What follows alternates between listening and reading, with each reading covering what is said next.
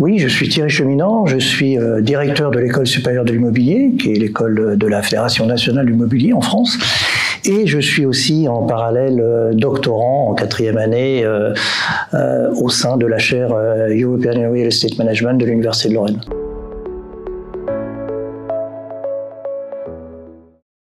Alors justement, ma contribution est en rapport avec la chaire puisque s'intitule la digitalisation, accélérateur des possibles en formation et recherche, le cas de la chaire RM.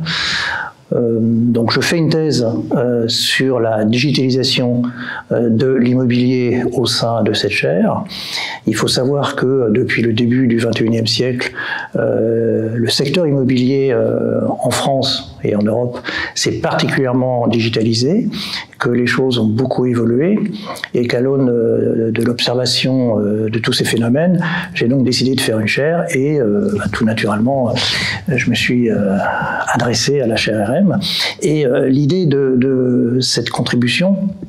c'est de montrer que la chaire RM est un lieu qui va permettre les échanges et les interactions entre les acteurs de l'écosystème immobilier, puisque c'est un endroit qui mobilise à la fois des élus, collectivités locales, territoriales, des entreprises, des groupements d'entreprises, des chercheurs, des praticiens de terrain, des étudiants, et c'est tout cet écosystème qui va interagir pour réfléchir autour de l'immobilier et in fine, soit dans une logique académique, la recherche va permettre, à l'aune de ce qui se passe sur le terrain, de faire des productions scientifiques, des articles, des thèses, soit dans une logique de valorisation et de transfert, c'est la recherche qui va amener au terrain des logiques de vulgarisation à travers des ouvrages, ou de la création de cours, ou la création de systèmes style bloc de compétences, qui sont des choses qui sont très à la mode et pour longtemps en France je dirais pour les praticiens. L'idée c'est de produire de la connaissance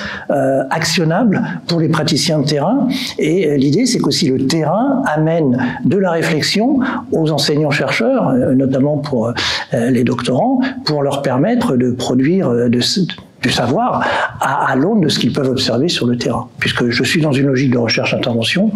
et au-delà de ça, sur mon cadre théorique, c'est l'actor network theory, c'est-à-dire la théorie de l'acteur réseau. Donc, bien entendu, comme son nom l'indique, mobilise cette fameuse notion de réseau. Dans un réseau, on va trouver des actants, mais des actants aussi bien humains que non humains. Et dans le digital, il y a beaucoup d'actants non humains, puisque que ce soit le cloud, que ce soit les applications, que ce soit des logiciels, des plateformes, les réseaux sociaux, ce sont des choses qui sont des outils, mais qui sont aussi des outils qui ont un rôle social, puisque l'outil peut aussi vous demander d'interagir avec lui, puisqu'il peut vous titiller, vous envoyer des messages, et là on va toucher une partie aussi de la théorie de l'acteur réseau, c'est-à-dire la sociomatérialité, c'est-à-dire que les acteurs humains et non humains, ils interagissent continuellement dans un système, et c'est ça qui va porter les évolutions, les innovations ou pas, puisque on n'est pas forcément obligé de réussir dans cette logique. Et pour finir, l'idée c'est que la digitalisation, c'est à la fois un objet, un vecteur d'innovation, c'est un accélérateur qui va permettre la diffusion des compétences nouvelles, et encore une fois des compétences qui sont praticables et actionnables par les acteurs de terrain.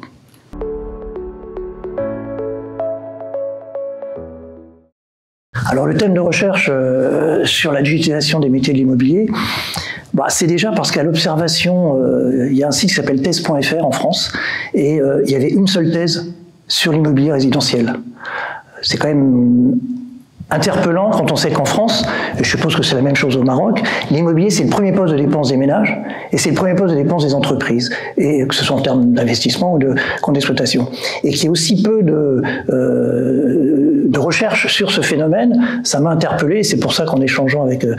Madame Dissler, on est arrivé à se dire il y a sûrement un sujet de thèse là-dessus. Et puis c'est mon métier depuis 20 ans, c'est mon terrain, donc moi je suis les deux pieds dans le terrain, donc ma logique de recherche-intervention elle est complètement actionnable puisque je suis un acteur du terrain, c'est un secteur que je connais très bien parce que ça fait 20 ans que j'y vis, où je suis au contact à la fois d'étudiants et puis d'acteurs, aussi bien entreprises que patrons de syndicats et autres, je dirais, branches de l'immobilier, etc., etc. Donc voilà.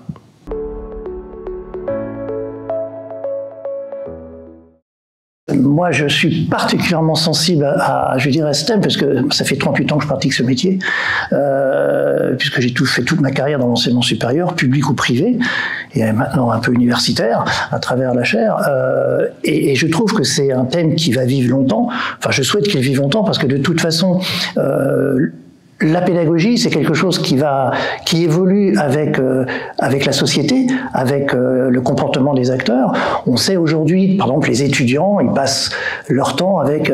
un portable dans la main droite et une tablette dans la main gauche, et il faut que les formateurs s'habituent à cela, tout comme les entreprises vont s'habituer à ça dans leur logique de relation client. Et vraiment, l'innovation pédagogique dans l'enseignement supérieur, c'est un thème moi, que je vis au quotidien. On a fait beaucoup de digitalisation à l'École supérieure de l'immobilier. On a fait beaucoup de digitalisation en partenariat souvent avec l'Université de Lorraine, et c'est quelque chose qui me touche au cœur, et c'est mon métier quotidien, et moi je souscris 100% à ce thème, et je souhaite qu'il perdure et qu'il reste encore de longues années.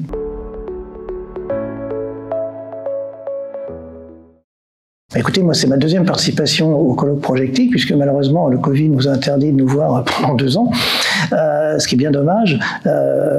Moi, je suis un peu un béotien dans ce système, et moi, je suis très touché par la grande convivialité et la grande entraide intellectuelle des gens, puisque les gens ici, ils sont là pour se rencontrer, pour échanger, pour mobiliser des nouvelles connaissances et pour découvrir ce qui se passe ailleurs. Et quand on écoute les contributions des autres collègues, on apprend des choses qui sont souvent plus qu'intéressantes, très surprenantes, et il y a beaucoup à apprendre, et le propre d'un pédagogue, c'est d'apprendre de l'autre, et le mieux, c'est de les écouter, puis de se rencontrer dans ce style de colloque et de réunion qui est vraiment très, très pertinent et très intéressant.